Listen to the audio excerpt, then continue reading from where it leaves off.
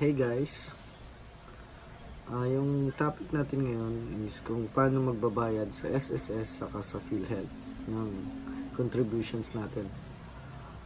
So kung empleyado ka at nag-opisina ka, alam mo yung employer mo yung magpa-process ng contributions mo.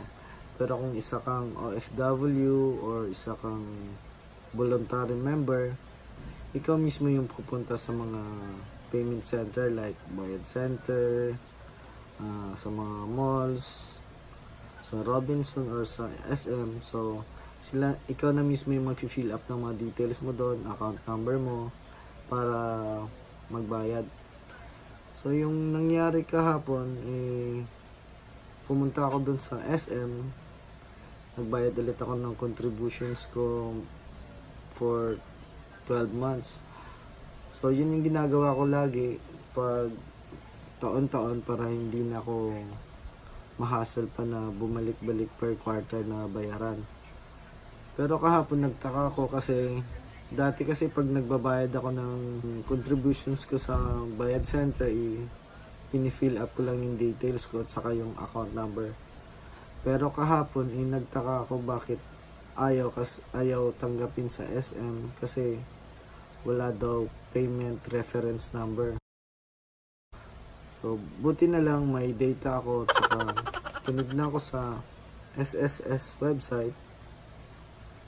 Ilalagin ko lang kung saan makikita yung payment reference number. So, pagka-login nyo doon, makikita nyo sa menu niya sa baba dito.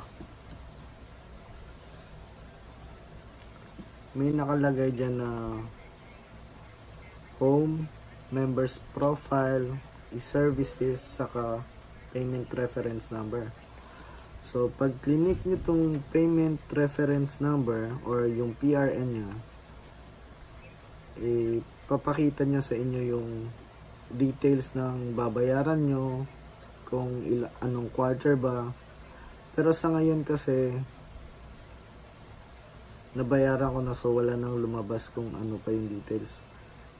Pero ipapakita ko sa inyo yung screenshots ko kahapon kung ano yung mga details nun, tsaka kung paano siya i-edit, kung anong quarters, saka magkano yung ibabayad mo.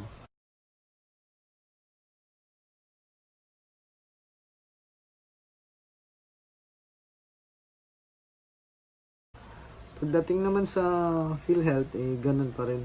Fill up mo lang yung account number mo, saka ibibigay mo sa teller. So, yung akin naman tinatago ko lahat ng resibo ko sa contributions para kung sakaling anong mangyari, may hawak ako. Then, mga ilang araw, chinecheck ko na din kung pumasok na din sa SS saka sa PhilHealth.